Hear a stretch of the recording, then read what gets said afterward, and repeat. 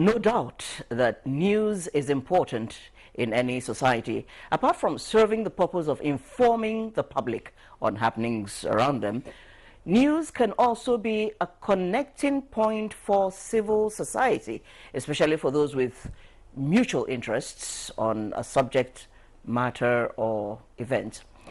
Unfortunately, news has become a two-edged sword.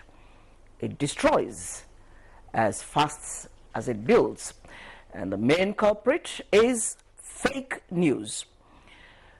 Fake news appears to have gained recognition when it became a favorite term for a US president to describe any news he found unfavorable as fake.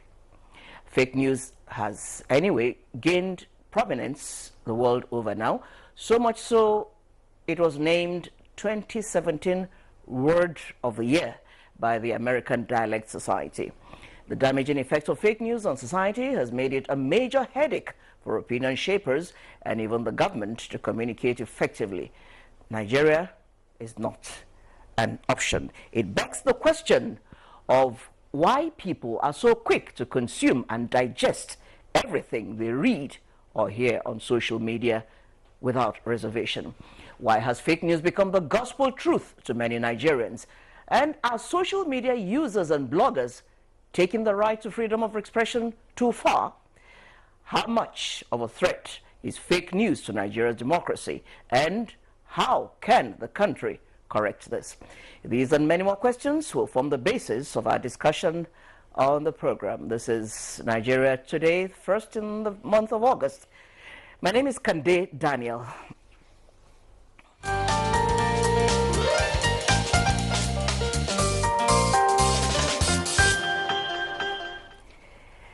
Now we're ready to speak to the issue, and I have with me in the studio two guests.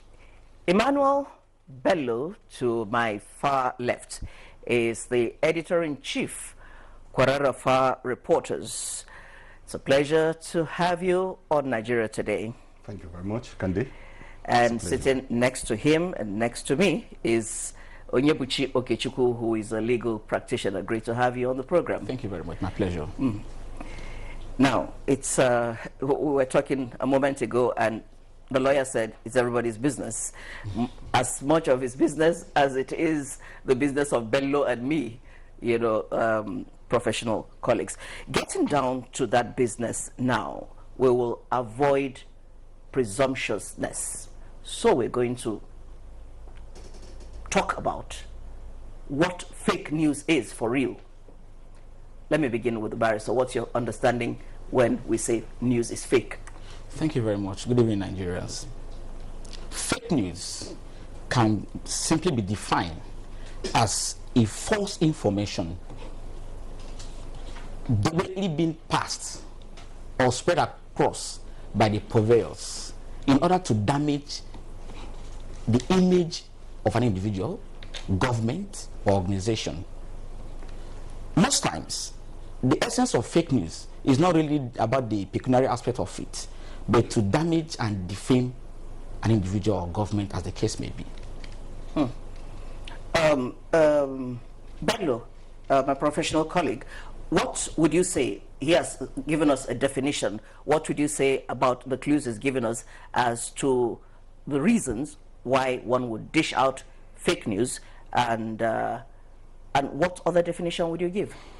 Well, yeah, let me just start by saying that professionally, news are not supposed to be fake.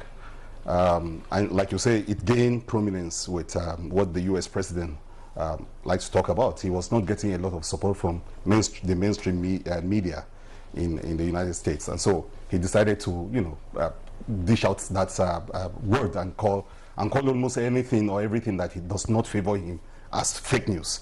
And it's not always when you have false news or news that has not been authenticated that is fake. For some politicians and some people in power, like you mentioned the US president, he would rather that anything that is not, you know, does not favor him. And he was very clear about the medium. For instance, according to him, the CNN, for instance, was a channel for fake news. And he just, it was almost like a general accusation of the media, because, of course, the liberal media was not on his side, was not on the side of some of his policy, and they saw him as being so many things that were wrong with his campaign and him as a person. And so he tagged them fake news. So in most cases, we have to be careful what we call fake news, because no news set out to be called fake. It's not even indicated. It's not written on his forehead that it's fake news.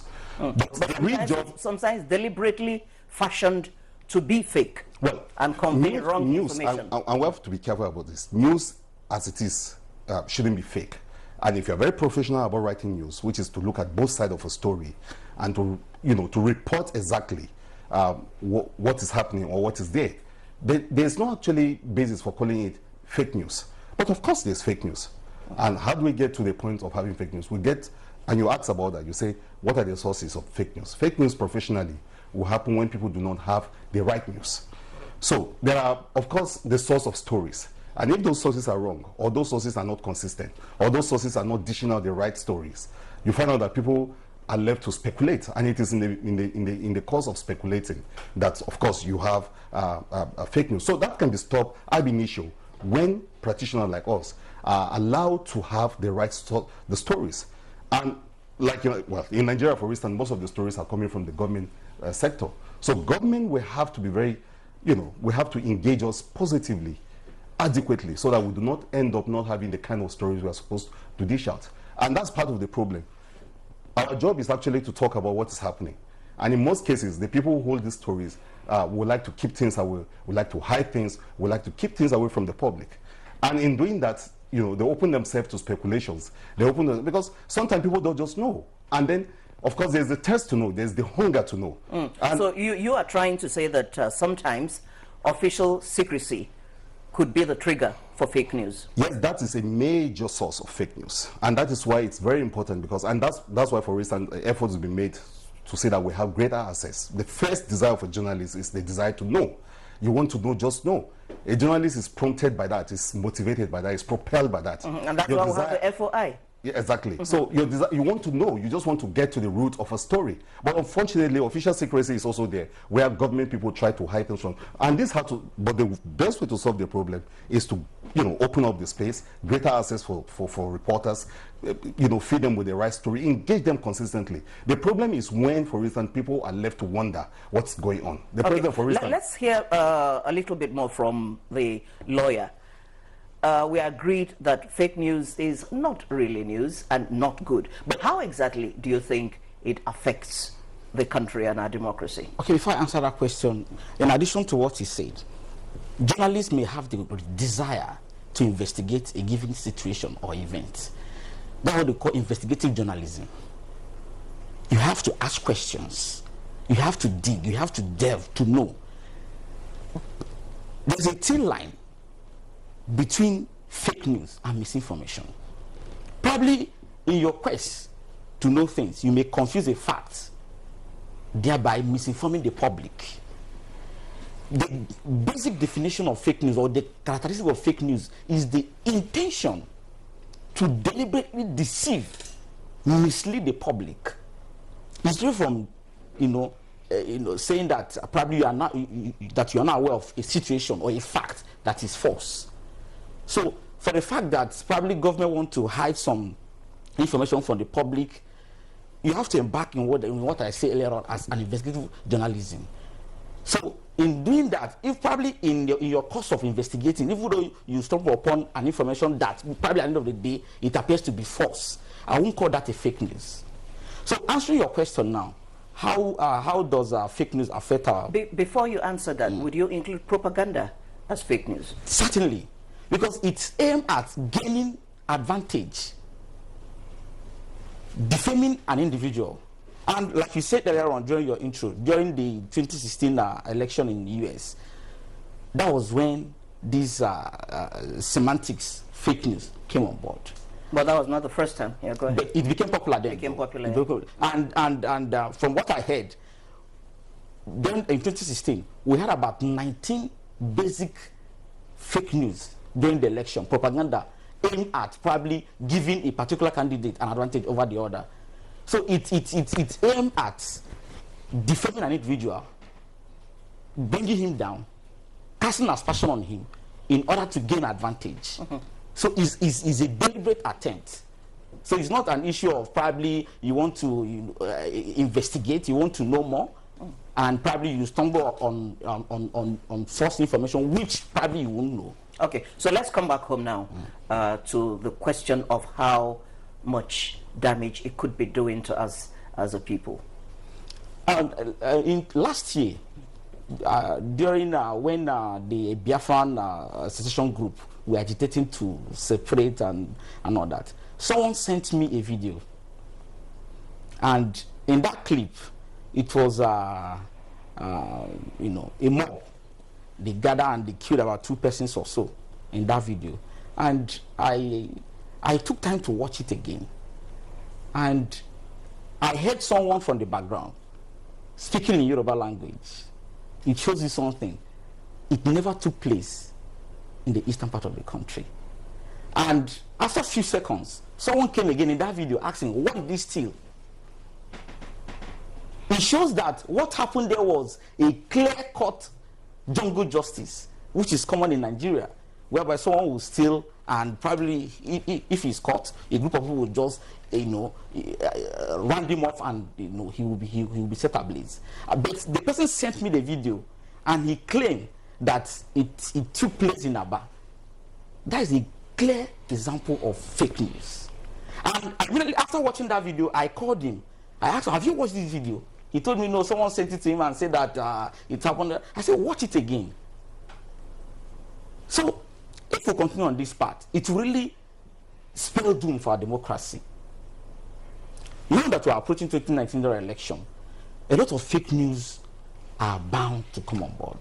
So I will advise media houses to be wary and investigate, checkmate whatever they present to the public, because information that has been dispensed will take time for you to retrieve it. By then, it will cause serious damage that you cannot even salvage. Right, Honorable, before we go on break, as Barrister Okichu was speaking, I heard in between the lines, I heard him talk about how we can cross-check the information we get, especially on social media, thereby identifying which is fake news or which could be fake news.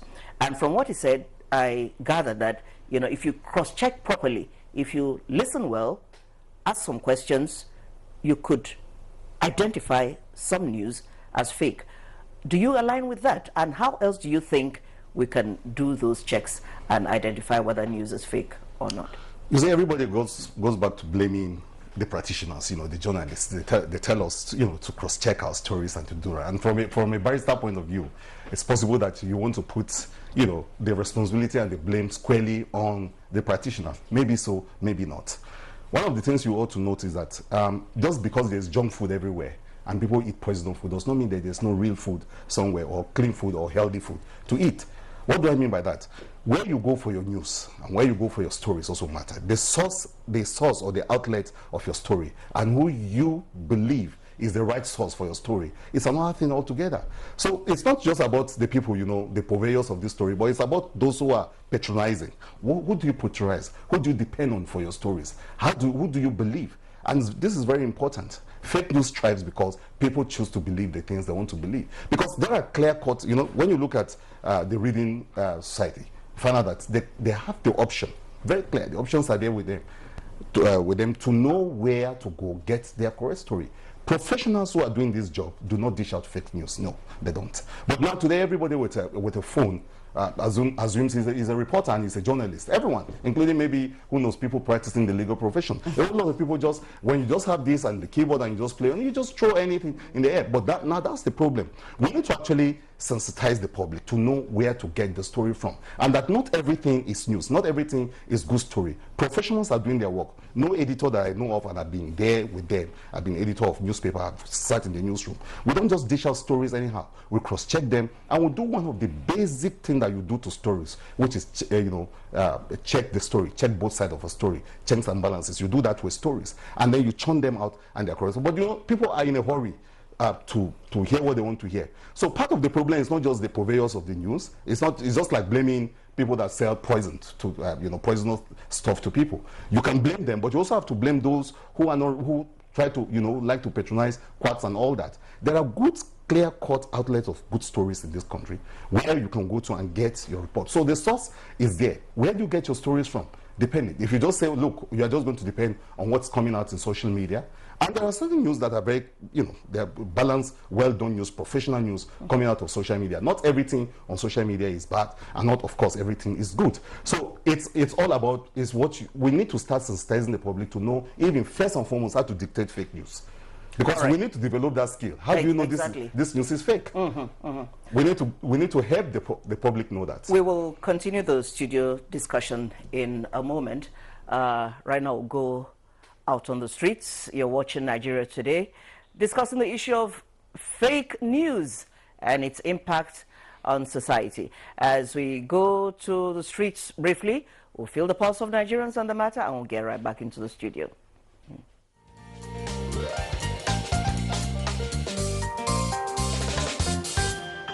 Fake news, and it brings violence, because that's why the government of the day, they are advocating for to do away with hate speech.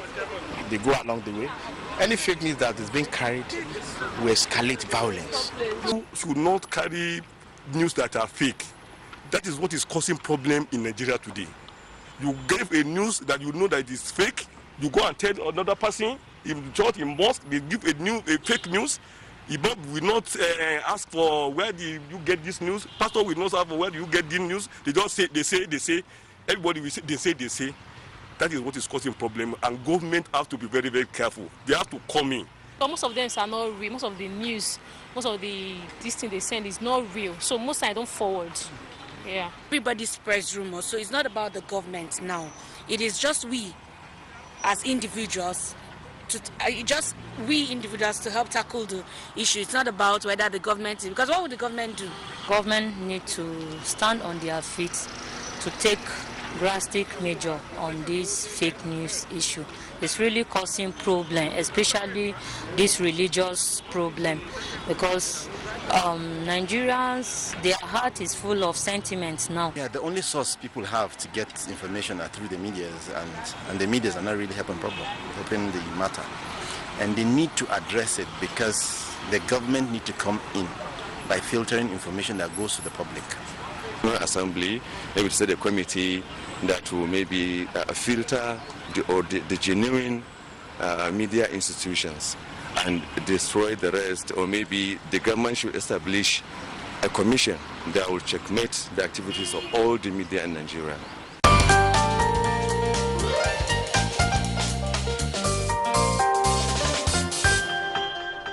Welcome back. My guest, Emmanuel Bello, Editor-in-Chief for Reporters, and Onyebuchi Okechukwu, legal practitioner, are still here. And we're still talking about fake news and its implication on societal development and social security. We just heard some views from the streets. Any comments? Okay, let me come in. Before I go on, my friend here, my fellow discussant, tried to exculpate the mainstream media from fake news. I have seen instances where major newspapers, place a retraction of their previous publication. But meanwhile, the main news has gone viral. It's fake news, so you have to verify your fact. This thing is a collective responsibility.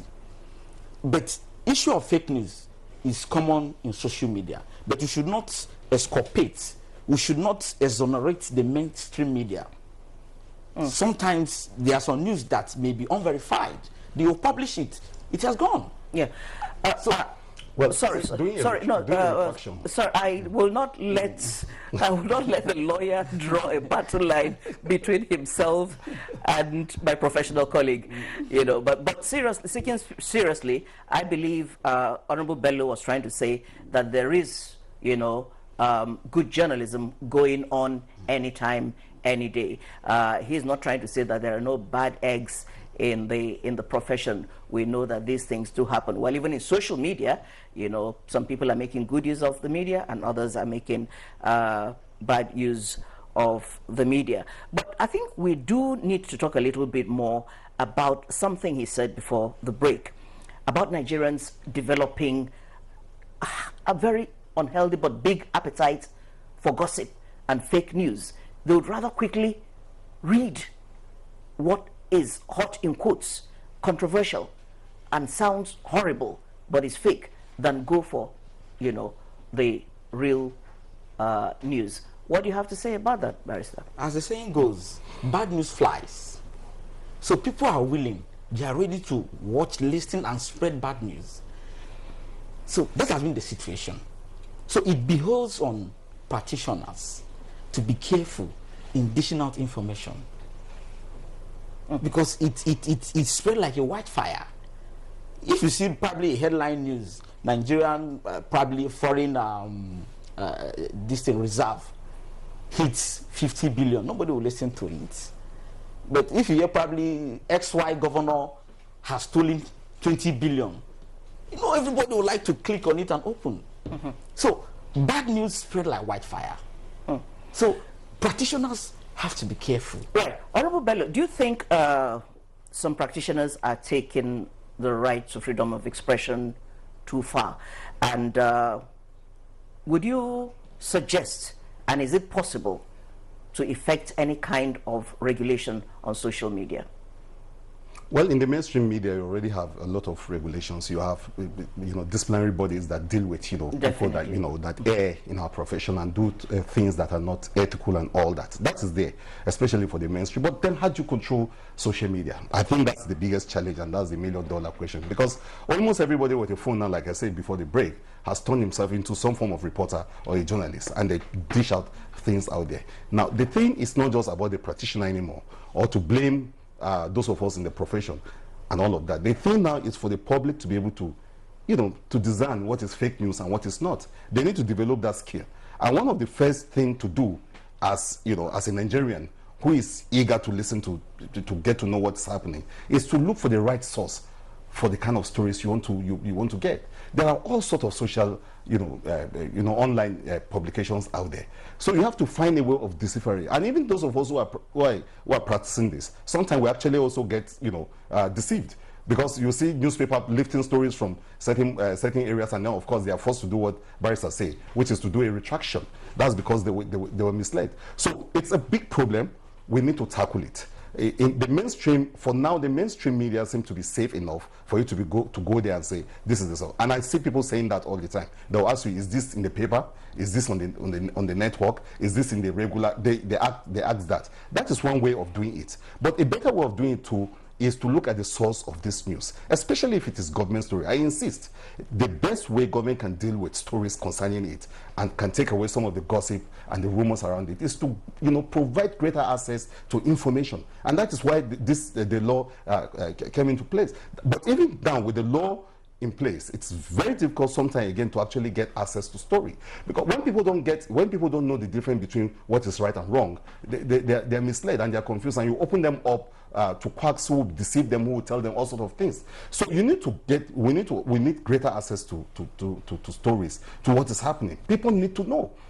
It's because of this need to know that people sometimes actually have to rush for anything. It's just like hungry people. When you are really hungry, sometimes you just go for whatever you find there, and you just want to quench your thirst or your hunger. But of course, we need to, while we are cautioning the public to know that, look, there's quack, there's what is not real, there's fake. We also need to talk to the holders of this information to really talk to us about things. There are government officials who will not say anything. There are people that will not open up their lines to be interviewed by journalists. There are people that will not give their own side of the story. Some people just practically run a secret society that they call government. But we need greater access. Journalists need to know. I don't mind a periodic briefing. In the United States and in some other developed democracies, you find out that it's almost on a daily basis. You need somebody that will continuously engage both the reporters and the public. You need to engage them almost every other day. Tell them what's happening, because some of the biggest rumors are coming from the government sector. So one way to deal with it is greater access. And I think with this law on ground, and then if it is operationalized and people actually, practitioners, get access to stories, they'll be able to. The Freedom of Information Act is actually in operation. I guess it's left for practitioners to take proper advantage, fuller and fuller advantage of it. But talking about laws and legislation, Barrister Okechukwu, are there any laws that could help us deal with the issue of fake news and probably help prosecute offenders? Thank you very much. Before I answer that question, in addition, I'm not contradicting what he's saying, but in addition to what he's saying, you're allowed to. So we all agreed that social media is the major purveyor of fake news. This week, last week, Facebook dictated about 19 accounts that were open in order to influence the midterm election in US. So, and they closed it down. So this may not be a popular position in Nigeria in terms of federal government checkmating some unidentified online news. All right. So I believe federal government should come in. So to answer what you said, quickly. Let me answer that quickly. Currently, as it stands, we don't really have any law per se for you to say that this law, will checkmate fake news. But we have other legal instruments that you can use to checkmate fake news. And one of those laws is in terms of, because fake news now, it's probably, like as I said earlier on, it aims at defaming an individual, and in terms of defamation, it's a civil suit. So you can come through libel and claim damages in court. Then if it ends up probably culminating in probably riot and killing, you can go through criminal law, like Section 7 of Criminal Code stipulates issue of aiding and abetting. Thank you. Thank you very much, Barrister. This has been very, very, very, very useful, and I'm sure my viewers agree with me. But this is how far we can go on the program today. But before we go, I'd like to thoroughly appreciate my guests. Emmanuel Bello, the Editor-in-Chief, Kwara for Reporters, thank you for coming. Pleasure. And Barrister Onyebuchi Okechukwu, who is a legal practitioner, thank you for those wonderful insights. On behalf of the production and studio crew, I thank you for being a part of the midweek edition of Nigeria Today, first in the month of August. Join us tomorrow for another edition of the program. I remember Nigeria Today is on every weekday, same time. You can also watch any edition online at www.youtube.com/NTA News 24 Hub. My name is Kande Daniel. See you next time.